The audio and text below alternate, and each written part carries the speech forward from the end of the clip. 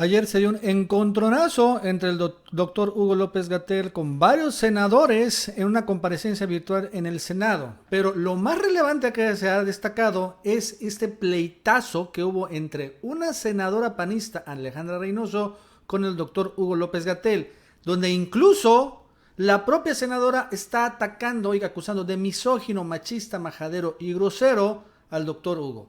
Así que vale la pena, en este video vamos a ver sin editar todo el pleito entre lo que dice la senadora panista y cómo le responde Hugo López-Gatell. Y ustedes juzguen.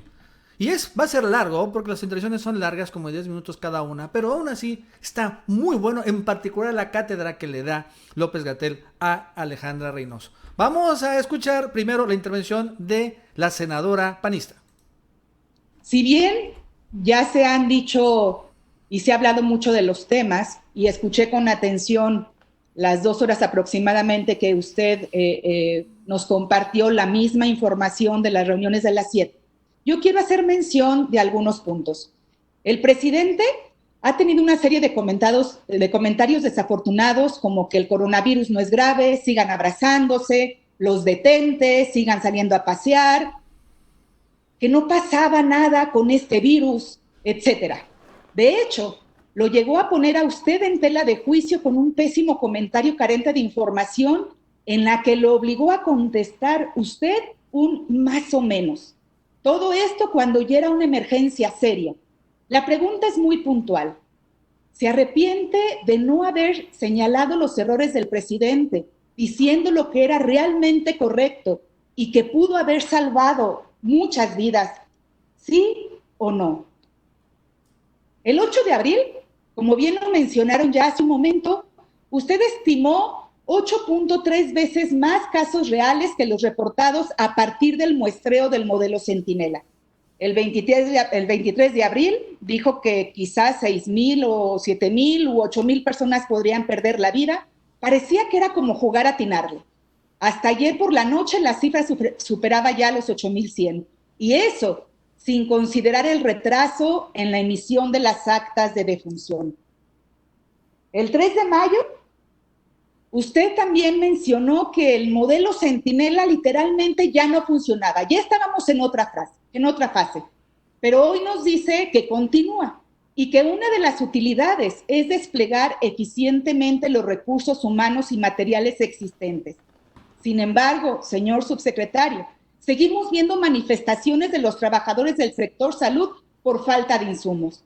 Y desde aquí les decimos a todas las doctoras, doctores, enfermeras, enfermeros, todos los trabajadores del sector salud, camilleros, a todos los que atienden, nuestra solidaridad, nuestro reconocimiento por la labor que están realizando, a pesar de no tener todo el equipo. Entonces, señor subsecretario, ¿México reaccionó tarde a la pandemia del COVID, sí o no? Hablemos de los picos. Primero, usted nos comentó que el día 6 de mayo sería el pico más grande, luego que el 9, después pasó al 20. Tranquilamente podría poner un letrero afuera de Palacio Nacional que dijera: esta semana es el pico de contagios, no importa cuándo se lea. ¿De qué se trata? Es difícil mantener una mentira tan grande y que cuadre en todas sus vertientes, ¿no cree? Esta falta de precisión es lo que genera desconfianza y falta de credibilidad en los mexicanos ante tanta incertidumbre. ¿Qué garantías para cuidar su salud tienen los mexicanos al hablar de una nueva normalidad ya? Y perdón, pero sus números confunden a propios y extraños, y no lo digo yo.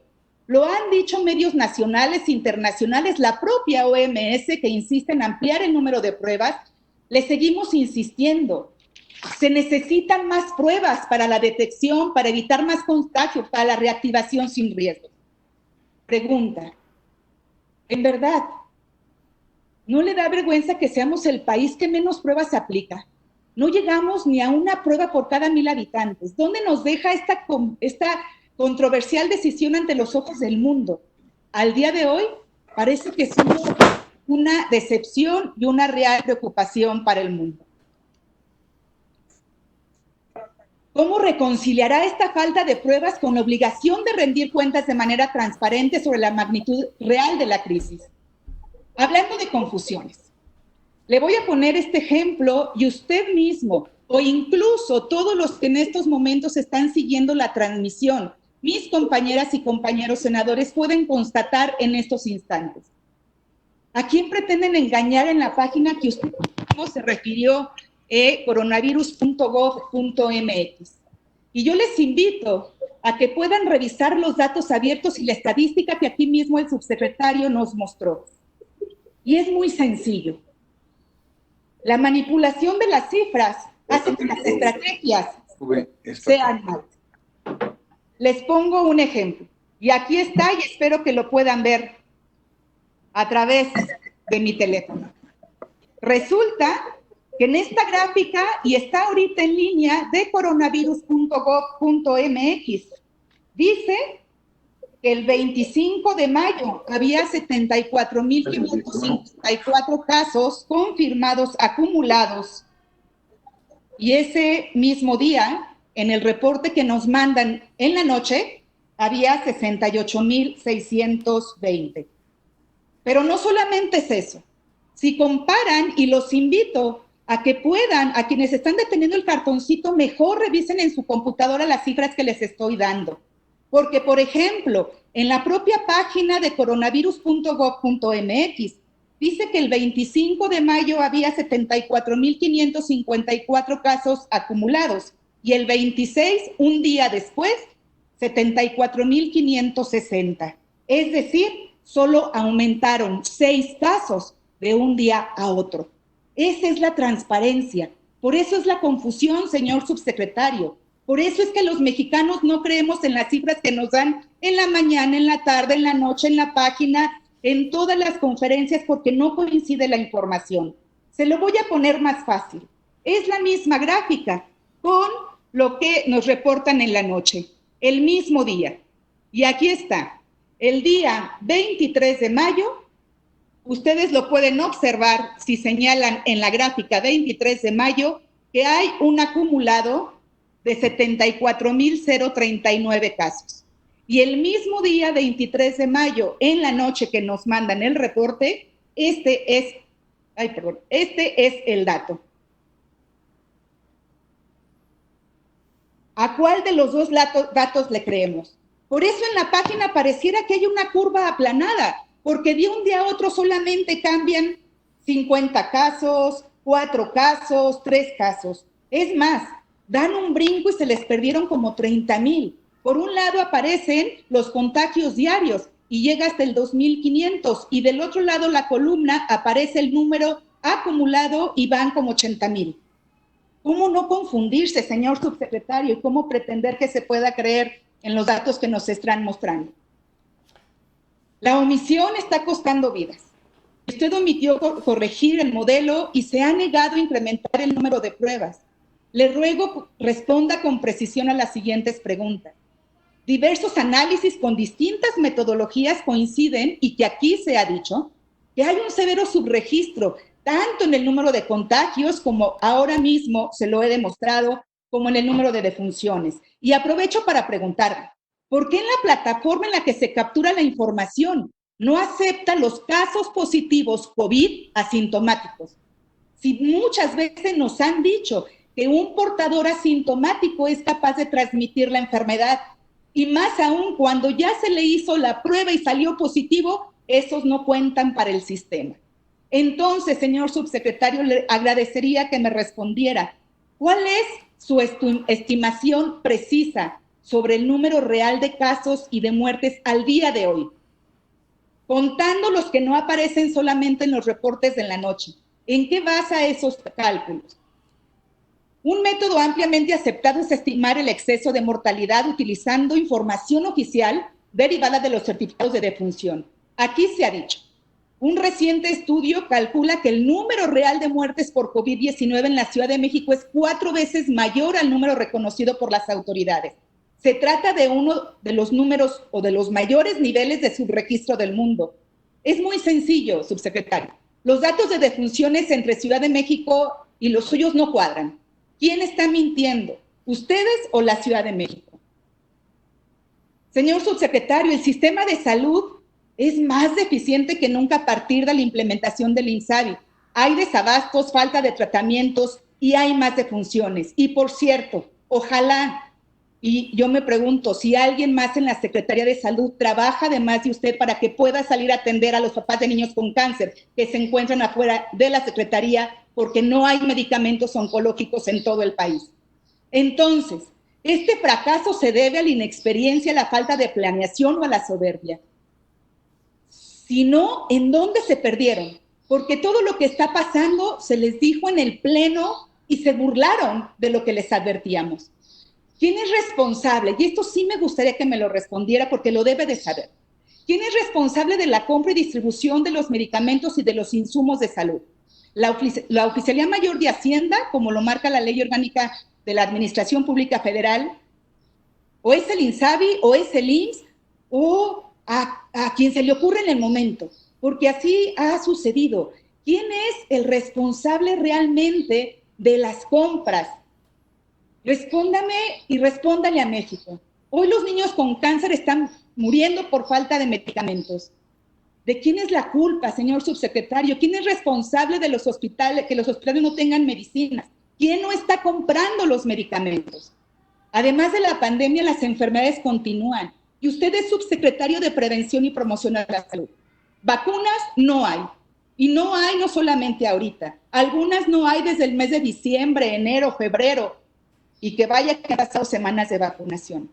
Ya todas las vacunas se acabaron. Señor subsecretario, los casos de neumonía típica han incrementado de manera preocupante. ¿Usted se compromete a hacerle llegar a este Senado un reporte detallado de las defunciones por COVID-19 y las defunciones por neumonía típica? Por último, señor subsecretario, se han dicho mentiras. Parecería que no han entendido la importancia que se tiene en cada uno de los cargos en este día. De las decisiones de usted dependen millones de vidas en México. Y por complacer a una persona, está traicionando la salud de todo el país. Lo invito a que reflexione y asuma una responsabilidad con honestidad la importante carga que está llevando. Le pedimos que deje de una vez por todas de improvisaciones, de cambiar cifras, números, reacciones. Aquí no hay que improvisar, sigamos los ejemplos, que además lo han dicho muchos de mis compañeros y compañeros que me antecedieron. Sigamos ejemplos de otros países en donde se ha logrado controlar, donde sí han logrado domar la pandemia y no como ha sucedido en nuestros países. Sigamos las recomendaciones. Las mentiras ya costaron muchas vidas, ¿no lo cree? Queremos pruebas, señor subsecretario. Muchas gracias por su respuesta. Bueno, esa es larga y bueno, la verdad es que resumió todas las calumnias que le han lanzado desde el inicio de la pandemia a el gobierno de la 4T. Y de esta manera López-Gatell le respondió, la verdad es que de una manera muy épica. Vamos a escucharlo. Me permito transitar a responder a la senadora Alejandra Reynoso. Senadora, muchas gracias.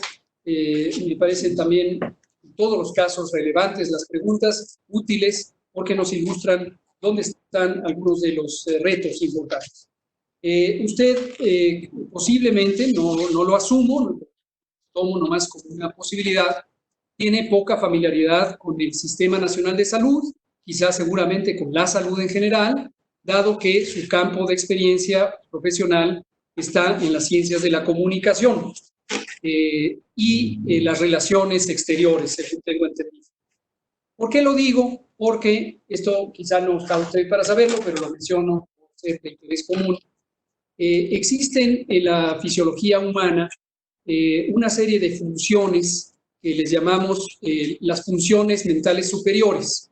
Estas funciones mentales superiores incluyen, entre otras, no de manera de todas, funciones ejecutivas, el razonamiento, el pensamiento, la conciencia, las emociones, el lenguaje, la memoria y el aprendizaje, y también la atención. Y la atención generalmente aparece al inicio de la lista, no solamente porque empieza con A y por lo tanto se sigue un orden alfabético, sino porque del funcionamiento de la atención derivan a veces la efectividad del desarrollo o la ejecución de las otras funciones. No estoy diciendo que quien no ponga atención carezca de las otras funciones. Lo que estoy diciendo es quien, por alguna razón involuntaria o voluntaria, prefiere no tener atención a ciertos elementos, quizás se depriva de la oportunidad de expresar las otras funciones, por más que éstas estén presentes. ¿Por qué lo digo? Porque veo un reto, y aquí sí, usted es la experta, no yo, un reto de comunicación cuando nos enfrentamos a una población con distintas perspectivas, lo cual es entendible y además digno de celebración, pero también cuando nos enfrentamos a la necesidad de comunicar un mensaje que anticipadamente pareciera estar algunos segmentos de la población en poco deseo de escucharlo.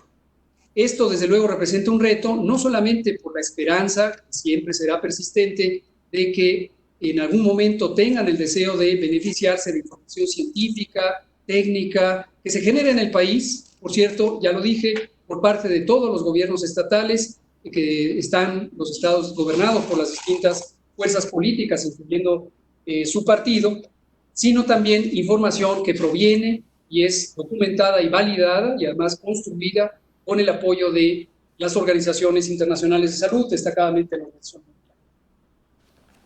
Ahora, cuando usted me hace preguntas que están prefabricadas o preorientadas a asumir verdades inexistentes, como hablar de errores del presidente, como hablar de arrepentimiento porque se me ha orientado políticamente en mi actuar, o habla de responsabilidades en compra y distribución, o habla deliberadamente de mentiras, pues simplemente priva lo que seguramente muchos de ustedes, no yo porque no soy experto en el derecho, conocen como la carga de la prueba. Pero conozco de manera general que cuando alguien hace una acusación, pues desde luego tiene la carga de la prueba y sería procedente expresar cuáles son esas pruebas. En mi caso, simplemente por mi experiencia, más bien en el campo de las ciencias de la salud, estoy acostumbrado a un principio fundamental que se llama precisamente la evidencia. Entonces, en nuestro caso, profesionales de la salud, científicos, nos dedicamos a razonar con base en la experiencia. Habiendo dicho lo anterior, y dado que ha sido mencionado por algunos otros de ustedes, no quisiera abundar en las innumerables expresiones de verdades construidas a partir de comunicaciones informales, muchas de ellas provenientes de algunos medios de comunicación, generalmente los corporativos, los que tienen agendas políticas ligadas a algunos de los partidos y que han distorsionado el tema del modelo Centinela, del famoso factor 8.2, que pareciera haberse convertido en una preocupación acuciante. Tampoco en el tema de las muertes y las estimaciones. Las estimaciones, con gusto un día que tengamos más tiempo y oportunidad, si usted me lo permite, podemos hablar de cómo se hacen las estimaciones para los distintos fenómenos que no tienen una predictibilidad puntual. ¿Cuántos huracanes va a haber en la siguiente temporada? Empezó el 15 de mayo y termina en noviembre. Se estiman. ¿Cuántos terremotos van a ocurrir en la Ciudad de México o en el país en el siguiente año? No se conocen, se estiman. ¿Cuántas tormentas tropicales? Hay innumerable cantidad de fenómenos que se pueden estimar y para eso se inventó las ciencias de la estadística que tienen más de 400 años de existencia. En ese mismo sentido está su preocupación sobre el pico de la epidemia. Hemos expresado con puntualidad cuál es el origen de estas predicciones, la calidad científica y desde luego integridad de los profesionales de la salud, de las matemáticas que lo generan, etcétera, etcétera, etcétera. Entonces, con mucho gusto, cuando sea oportuno en su agenda, tendré el gusto de poder comentar. Termino nada más en el caso de lo que usted me pregunta sobre la responsabilidad de la compra y distribución de medicamentos.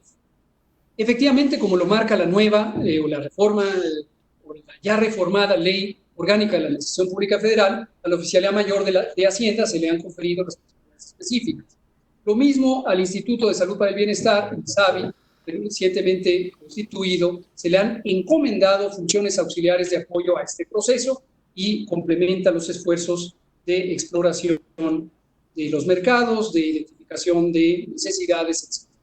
Y destaco también porque a lo largo de los últimos 15 años Una de las características fundamentales de la arquitectura, el funcionamiento del proceso de adquisición de insumos, precisamente derivó del propósito deliberado de desmantelar el Sistema Nacional de Salud y constituirlo en una oficialía de partes por un lado y por el otro lado en un comité de procuración de insumos que trasladó la responsabilidad fuera de la institucionalidad pública.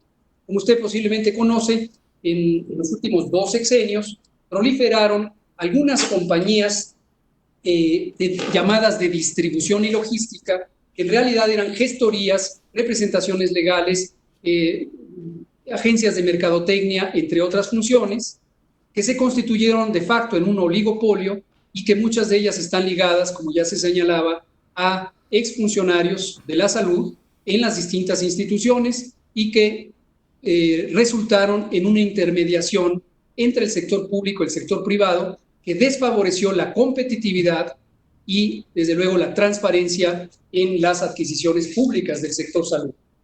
Ese esquema, eso sí le puedo decir con seguridad, ha sido desmantelado, pero todavía vemos los ecos de los intereses creados que operan en contra de las posibilidades de conseguir medicamentos y otros insumos en una forma expedita.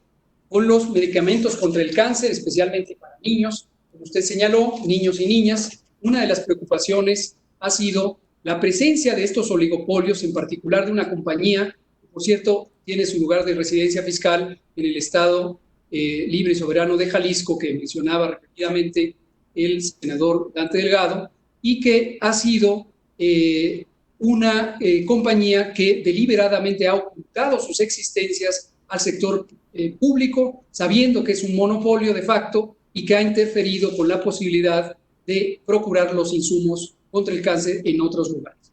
Una buena noticia, seguramente de interés para estas personas que hoy nos acompañan, según me relata usted, aquí fuera del recinto de la Secretaría de Salud. Interesante coincidencia que hoy se hubieran presentado aquí. Estas personas deben saber que ya tenemos un embarque que compramos en Argentina de los distintos medicamentos para el cáncer y que estarán muy pronto, en materia de 4 días, a disposición para uso en los distintos centros de atención. Paso con la senadora Nubia Mayorga, el senador. ¿Cómo la ven? ¿Fue majadero? ¿Fue misógino? López-Gatell, ustedes decidan. Bueno, amigos y amigas, eso es todo por el día de hoy. Si te gustó este video, suscríbete, dale like para que más personas lo vean. Que tengan un buen día y nos vemos en el próximo video.